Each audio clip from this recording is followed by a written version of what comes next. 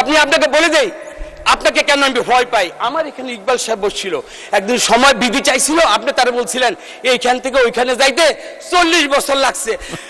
মাননীয় স্পিকার, আমি তো 40 বছর বাঁচবো না। আর আপনি আপনি বাংলাদেশে সবচেয়ে দ্রুততম মানব ছিলেন, কোন কন্টেস্টে আমি ইনশাল্লাহ ওইদিকে পৌঁছতে পারবো না। কিন্তু আপনার কাছে যদি আমি 5টা মিনিট সময় পাই, আমার কথাগুলো আপনি একটু সময় দেন, দরকার হলে আপনি আমাকে 6 মাস আর ফ্লোর দিয়েন না, কিন্তু আমার আজকের কথাগুলো আপনি একটু শুনেন। মাননীয় সদস্য 2 মিনিটে শেষ করেন। একটু আমার আরেকটু মানে একটু সময় দেন প্লিজ।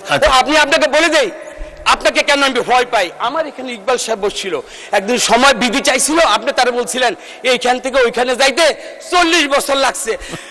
মাননীয় স্পিকার, আমি তো 40 বছর বাঁচবো না। আর আপনি আপনি বাংলাদেশে সবচেয়ে দ্রুততম মানব ছিলেন, কোন কন্টেস্টে আমি ইনশাল্লাহ ওইদিকে পৌঁছতে পারবো না। কিন্তু আপনার কাছে যদি আমি 5টা মিনিট সময় পাই, আমার কথাগুলো আপনি একটু সময় দেন, দরকার হলে আপনি আমাকে 6 মাস আর ফ্লোর দিয়েন না, কিন্তু আমার আজকের কথাগুলো আপনি একটু শুনেন।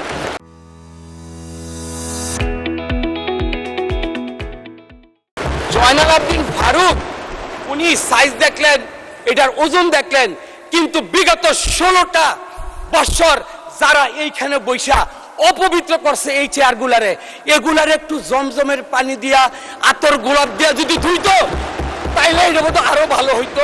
তো আমি ওনাকে একটু আপনার মাধ্যমে বলতে চাই সাইজ এবং এগুলো ঠিক করে। মাননীয় সদস্য এখন থেকে 3 মিনিটের মধ্যে শেষ করেন। আচ্ছা, আজকে আরেকটা কথা বলা হয়, এইখানে প্রায়শই একটা কথা বলা হয় কি, এইখানে বলে কি মানে এই জিনিসটা আমার খুব আমি দাঁড়িয়েছিলাম, সেটা হলো আমার ধর্মীয় অনুভূতিতে মানে আঘাত লেগেছে। কোরআনের একটা আয়াত আছে, এই কোরআন আয়াত কেন বলি, ওনাদের পাশে বসছি তো, এই আলেম ওলামাদের সোহবতে থাকলে এই বাতাসে বাতাসে 2-1টা কথা আমি ইনশাআল্লাহ বলার চেষ্টা করি। বিসমিল্লাহির রহমানির রহিম, ওয়ালাকির রাসূলুল্লাহি ওয়া খাতামান নাবিয়্যিন ওয়া কানা আল্লাহু বিকুল্লি শাইইন আলিমা। আল্লাহর মনোনীত কে? আল্লাহ। আমার রাসূলকে? রাসূল আল্লাহর রাসূল। এবং খাতামান নাবিয়্যিন, এরপরে আর কোন নবী আসবেন না। ওয়া কানা আল্লাহু বিকুল্লি শাইইন আলিমা, যে আল্লাহ তাআলা সর্বজ্ঞ, তার মানে আল্লাহ যা বলছেন আমার থেকে এই আকীদাটা নিশ্চয়ই ওনাদের ভালো। আমরা প্রায়শই বলি দুনিয়াবি কাজের জন্য আমরা কি করি, আমরা বলে কোথায় বলে বেহেশতের কথা বলি। আমি যতটুকু আমি জানি, রাসূল সাল্লাল্লাহু আলাইহি ওয়াসাল্লাম তার জীবদ্দশায় আশারের মুবাশশারা 10 জনের সংবাদ দিচ্ছেন, বদরের যুদ্ধে যারা নিহত হয়েছেন তাদের ব্যাপারেও একটা কিন্তু সম্যক একটা ধারণা দিয়ে গেছেন। কিন্তু দুনিয়াবি বাংলাদেশের কারণে আমরা তো এরকম কোনো সুসংবাদ পাই নাই যে আমার দল করলে, আমার আদর্শের মধ্যে থাকলে জান্নাতের সুসংবাদ আমরা দিতে পারি।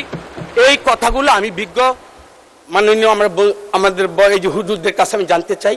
আর সর্বোপরি বলি, আজকে আমি যে কথাগুলো বলছি, আমি মাওলানা মামুনুল হক সাহেবের সাথে কথা বলে আসছি। আমার আমির মহোদয় উনি জিজ্ঞেস করতে পারেন, আমি নূর হোসেন নুরানির সাথে যে কথাগুলো বললো, এই যদি আমার আদবার বরখেলাপ হয়, আমি কিন্তু ওনাদের কাছ থেকে কিন্তু তালিম নিয়ে কিন্তু এখানে ইনশাল্লাহ কথা বলতে আসছি। সুতরাং আমার যে সর্বশেষ কথাটা, আমরা একই পথে আমরা পথ চলতে চাই। বস্তুনিষ্ঠ সংবাদ, সত্যতা, পরস্পরের প্রতি সম্মান এবং সংসদের কার্যকরী করার জন্য আমাদের সবার মূল লক্ষ্য হওয়া উচিত এক এবং অভিন্ন। আমরা দেয়ালের ওপাশে আমরা ফ্যাসিস্ট হাসিনাকে দেখতে চাই। কোন ভিন্নতায়, কোন মত পার্থক্যের কারণে ওই ফ্যাসিস্ট হাসিনাকে যখন বাংলাদেশ আসবে, আমি আপনি সবাই কম বেশি ক্ষত বিক্ষত হব। আমি মনে করি অন্যের সম্মান ক্ষুণ্ণতায় নিজের সম্মান কখনো বাড়ে না। সম্মিলিত হলে আমরা দাঁড়িয়ে থাকবো, বিভাজিত হলে ধরাশায়ী হব। 2 দিন আগে আমরা, 2 দিন পরে আপনারা। সুতরাং আমরা বাংলাদেশের মানুষ, বাংলাদেশকে নিয়ে বাঁচতে চাই, স্বাধীন সার্বভৌম এই সংসদকে নিয়ে আমরা বাংলাদেশকে আলোকিত বাংলাদেশ করতে চাই। মাননীয় স্পিকার।